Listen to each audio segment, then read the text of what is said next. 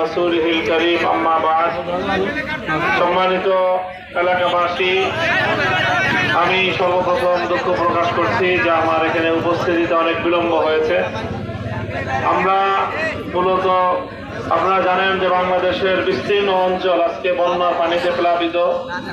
সেখানে জরুরি ত্রাণ তৎপরতার জন্য গিয়েছিলাম গত রাতে। সেখানে রাস্তাঘাটে যানজটের কারণে উপস্থিত হতে বিলম্ব হলো। সামনে আমাদের আরো অনেক দূর পর্যন্ত প্রোগ্রাম রয়েছে।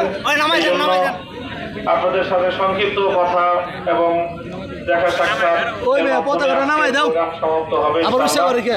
আল্লাহ পাক যদি তৌফিক দান করেন ভবিষ্যতে দীর্ঘ আমরা স্পষ্ট ভাষায় যে কথাটা বলতে চাই সেটা হলো যে এতদিন পর্যন্ত বাংলাদেশের মানুষ জানতো এবং রাষ্ট্রীয়ভাবে আয়োজন করা হয়েছিল আগস্ট মাসকে শোকের মাস হিসেবে।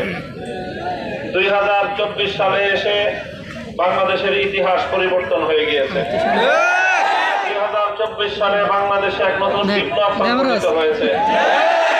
সেই বিপ্লবের মাধ্যমে অনেক কিছুর পরিবর্তন হয়েছে।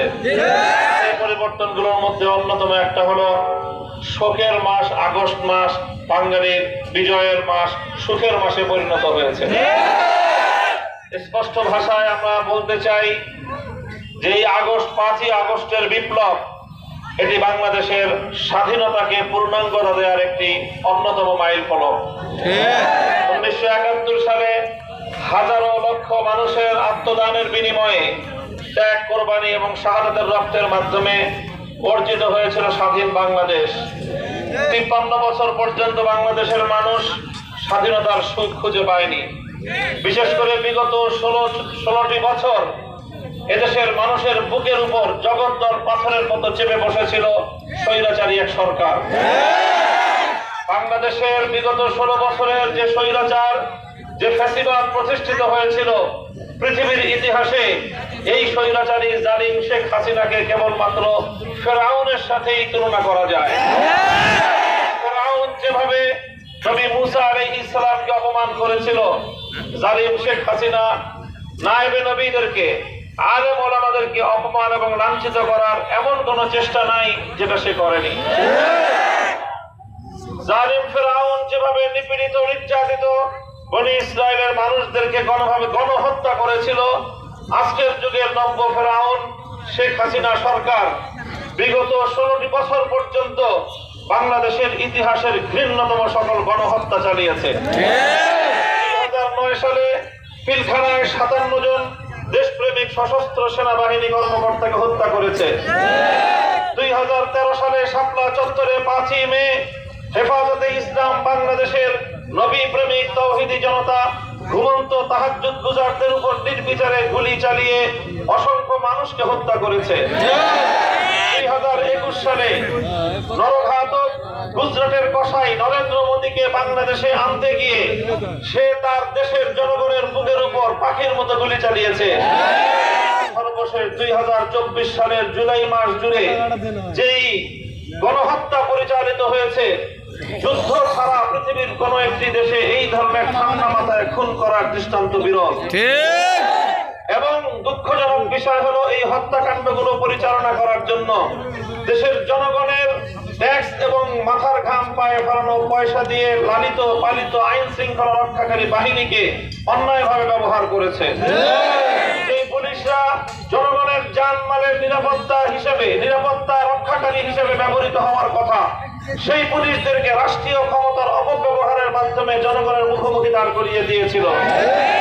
বাংলাদেশের যে অপূরণীয় ক্ষতি হয়ে গিয়েছে, অর্ধ শতাধিক নিরীহ পুলিশ সদস্যকে হত্যাকাণ্ডের শিকার হতে হয়েছে।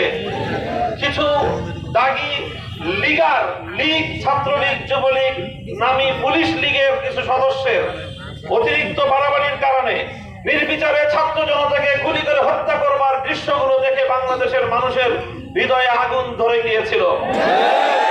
সকল পুলিশ সদস্যদেরকে তার খেসারত দিতে হচ্ছে। এই খেসারত পুলিশ সদস্যরা দিবে কেন?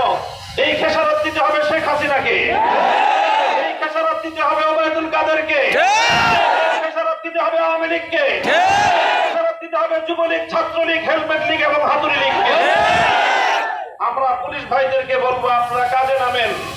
আপনারা দেশের সেবায় নিয়োজিত হন, আর আপনাদের নিরীহ যে সকল নিরপরাধ পুলিশদেরকে হত্যাকাণ্ডের শিকার হতে হয়েছে তার জন্য শেখ হাসিনা এবং তার দোসরদের বিরুদ্ধে হত্যা মামলা দায়ের করুন। শেখ হাসিনা বাংলাদেশ থেকে পালিয়ে গেছে। বাংলাদেশ থেকে পালানোর জন্য বাংলাদেশ 1 ইঞ্চি মাটি শেখ হাসিনাকে ব্যবহার করার সুযোগ দেয়নি। আকাশে উড়াল দিয়ে দিল্লিতে নরেন্দ্র মোদীর কোলে গিয়ে পড়েছে।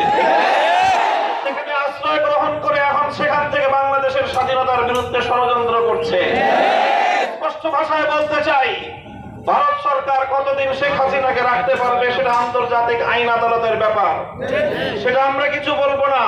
কিন্তু দিল্লিতে বসে বাংলাদেশের স্বাধীনতার বিরুদ্ধে চক্রান্ত করলে 18 কোটি মানুষ রুখে দাঁড়াবে। শেখ হাসিনার বিরুদ্ধে প্রতিশোধ গ্রহণ করতে গিয়ে ভারত আজকে তার সমস্ত বাংলাদেশের অভিন্ন নদীগুলোর বাঁধ খুলে দিয়ে বাংলাদেশের বিস্তীর্ণ অঞ্চলকে প্লাবিত করে দিয়েছে। ওরা মনে করেছিল বন্যার পানি দিয়ে ভাসিয়ে দিয়ে বাংলাদেশের মানুষকে ওরা দাবিয়ে রাখবে। আজ প্রমাণ হয়ে গিয়েছে জাতি ধর্ম বর্ণ নির্বিশেষে গোটা বাংলাদেশ আজকে বানভাসী মানুষের পাশে দাঁড়িয়েছে। আজকে ঐক্যবদ্ধ, ফাঁসিবাদের বিরুদ্ধে ঐক্যবদ্ধ, বাংলাদেশের স্বাধীনতার ষড়যন্ত্রের বিরুদ্ধে, স্বাধীনতা বিরোধী ষড়যন্ত্রের বিরুদ্ধে ঐক্যবদ্ধ থাকবে। বৈষম্য বিরোধী আন্দোলনের মাধ্যমে যে বিপ্লব সংগঠিত হয়েছে, এই বিপ্লব চূড়ান্ত রূপ ধারণ করবে যদি আমরা একটি ইনসাফপূর্ণ সমাজ গড়তে পারি।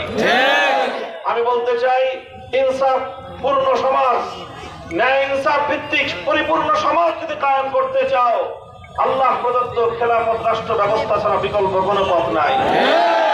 তাই আসুন আগামী দিনে খেলাফত প্রতিষ্ঠার লক্ষ্যে আমরা সকলে ঐক্যবদ্ধ হব। বাংলাদেশ খেলাফত মজলিসের পতাকা দলে আপনারা শামিল হবেন। যুবকরা বাংলাদেশ খেলাফত যুব মজলিসের তোমরা শরীক হবে। ছাত্ররা ছাত্র মজলিসের সঙ্গে শরীক হও। ইনশাআল্লাহ আগামীর বিপ্লব হবে ইসলামের বিপ্লব। দেশে কালেমার পতাকা উড়বে, খেলাফতের ঝান্ডা উড়বে। আল্লাহ খেলাফতে ইলাহিয়া কায়েমের মাধ্যমে পরিপূর্ণ ইনসাফ এবং ন্যায় ভিত্তিক সমাজ আমরা কায়েম করব। সেদিনই পূর্ণাঙ্গ বৈষম্যহীন সমাজ জাতি এবং দেশ উপহার পাবে। সেই সোনালী দিনের প্রত্যাশায় আপনাদের সকলকে আবারও ধন্যবাদ জানিয়ে, শুকরিয়া জ্ঞাপন করে, দীর্ঘ সময়ের অপেক্ষার জন্য আপনাদেরকে ধন্যবাদ জানিয়ে বিদায় নিচ্ছি। ওয়া আখিরু দাওয়ানা আলহামদুলিল্লাহি রাব্বিল আলামিন। ওয়াসসালামু আলাইকুম ওয়া রাহমাতুল্লাহ।